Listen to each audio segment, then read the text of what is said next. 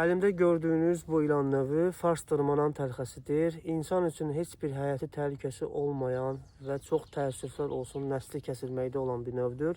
Bunları yalnız ölkəmizdə cənub-şərq istiqamətində, yəni Talış dağları ətəklərində görə bilərsiniz. Rütubətli meşələrdə bunlar yaşayırlar. Heç bir təhlükəsi olmayan, zəhərsiz bir ilanlardır. Bunları görərkən xahiş edirik, öldürməyin. Çox təəssüflər olsun ki, çox nadir görülürlər və bunlar insanı dişləsələr belə insana heç bir zərər yetirmirlər. Təbiətdə olan hər bir canlının öz rolu olduğu kimi bunların da öz rolu var və bunlar əsasən yaz aylarında meydana çıxırlar. Bunlar haqqında çoxlu məlumat vermək olur, amma ilkin olaraq istədim ki, sizə ilanı yaxından tanış edeyim. Bunu soy ilanlarından səhv salmayın. Soy ilanları tamamilə fərqli olurlar. Bunlar tamamilə fərqlidirlər. Baş hissəsinə baxın. Gördünüz. Qarın hissəsinə baxın. Soy ilan kimlər fəsləsinə aiddir, amma bunlar soy ilanı deyil. Gözləyin. Qarın hissəsinə baxın. Və üzərindəki naxışlara baxın. Çox möhtəşəm, çox sakit, çox təmiz canlılardır. Təbiətdə bunları görərkən həmişə yatmış vəziyyətdə görürəm. Belə yığılmış vəziyyətdə yatırlar. Çox sakit təbiətdir və onlara toxunarkən heç bir qoxu buraxmırlar. Təmiz canlılardır və düşünürəm ki, bunlar haqqında sizə məlumat verməklə bunların ölümünün, yəni daha məhv edilməsinin qarşısını almış olaraq. Zəhərli ilanların, zəhərsiz ilanların fərqlərindən biri də quyruğunun nazik, uzun olmasıdır. Yəni bunu elə quyruğun görən kimi bilin ki, bunlar zəhərsiz ilanlardır. Baş hissəsinə aldanmayın, çünki bəzən gördüyünüz kimi dişləmək istəyir məni. Bəzən baş hissəsinə aldanıb üç buzaq şəklində idi, nə bilim belə idi, elə idi. Bunlarla qətiyyən ilanları seçə bilməzsiniz. Əsas zəhərli ilanları seçməyin qaydalarından biri quyruğuna diqqət eləməkdir. Quyruğu nazik, uzundursa bilin ki, onlar zəhərsiz ilanlardır. Yox, quyruğu qısa, yəni bu qədər qısa və qalındırsa, yəni ucu kütdürsə, bilin ki, onlar zəhərli ilan olma ehtimalı var. Və bir də zəhərli ilanları seçə bilərsiniz. İndi mən sizə burada tərxənin gözünü görürsünüz yəqin. Baxın. Görürsünüz gözünü.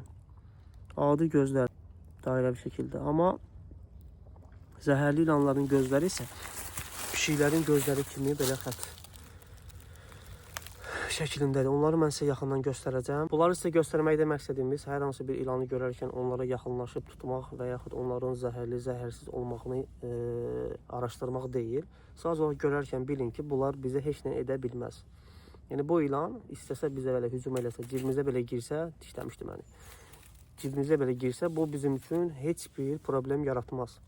Düzdür, özünü müdafiə eləmək üçün biz qorxudan ona kobud davransaq, özünü müdafiə eləmək üçün bizi dişləyə bilər. İlandır. Bunun da müdafiə olunma qaydası belədir. Yəni bu heyvan da, bu canlı da, bu sürünən də bu şəkildə özünü müdafiə edir. İnsan hər şeydən güclüdür, amma insanın ağlı var. İnsan ağlı varsa hər bir canlıya mərhəmətlə yaxınlaşmalıdır. Bəli, biz bəzən məcbur qalırıq ekstremal vəziyyətdə hər hansı bir canlını yeyirik. O başqa məsələ, bu başqa məsələ. Amma kütləvi şəkildə tutub ilanları qırmaq, ilanları öldürmək bu düzgün deyil. Dəfələrlə sosial şəbəkədə mənə rast gəlir ki, lapatka ilə götürüb 20-30 dənə gürzəni öldürüblər. Başa düşürəm, siz orada əkin edirsiniz, siz orada nəyləsə məşğulsunuz. Amma çox təəssüflər olsun ki, yəni o şəkildə eləməyiniz yəni insana yaraşmayan bir hərəkətdir. Çünki onlar da bir canlıdır. Onları uzaqbaşı oradan götürüb başqa istiqamətə buraxmaq olar. Təbiətdə ilanlardan uzaq olmaq üçün bir neçə nüansa diqqət etmək lazımdır. Onlar hansılardır? Demək, yarpaqların çox sıxıldığı və ilanların gizlənə biləcək bir əraziyə daxil olmamaq, o ərazilərin ətrafında düşərgə qurmamaq və yaxud düşərgə qurarkən o əraziləri qəşəng təmizləmək, müəyyən radiusda bir 10 metrlik radius ərazini təmizləyin. Çünki ilanlar üçün gizlənə biləcək bir yer yoxdursa, onlar onsuz da ora gəlməyəcəklər. Bunlar yalnız öz şikarlarını axtarmaq üçün gəlib oradan keçə bilərlər və səs-küyə görə gəlib sizin palatkanızda gizlənə bilərlər. Yəni onlar gəlib orada insanı yemək, insanı dişləmək, insanla nə bilim qidalanmaqla bağlı heç bir fikirləri yoxdur. Bu canlılar çox sakit canlılardır. Bunları əzən zaman bizi dişləyə bilirlər. Əsasən zəhərli ilanlar. Zəhərsizlər də dişləsələr belə onsuz bizə bir təsir göstərə bilmirlər. Yəni İlanlar haqqında çox araşdırma aparmağımın səbəblərindən biri budur ki, bunlar çox pis tanıdılıb insanlara. Yəni bunlar da bir canlıdır. Bunlar olmasa bu gəmiricilər bütün dünyanı basacaq və gəmiricilər bilirsiniz xəstəlik yayır. Əlbəttə hər canlıların təbiətdə olduğu kimi ilanların da, gəmiricilərin də öz rolu var, amma bu balansı pozmaq olmaz, bu zənciri qırmaq olmaz. Belə dostlar, istəyirəm indi sizə yaxından daha da yaxından göstərim və siz bununla tanış olun.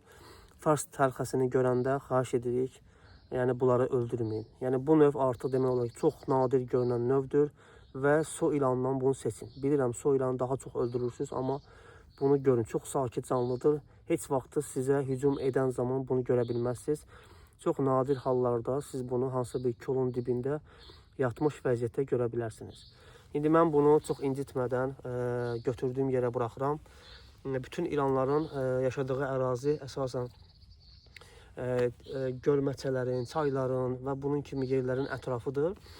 Orada çürümüş bir ağacın, nə bilim, yarpağın çox belə töküldüyü yer və belə yerlərdə bunlar yuva qururlar yerin altında. Belə dostlar, indi yavaş-yavaş biz bu gözəli buraxaq keçsin. Düşünürəm ki, bu qədər məlumat kifayət edir bunu tanımağa.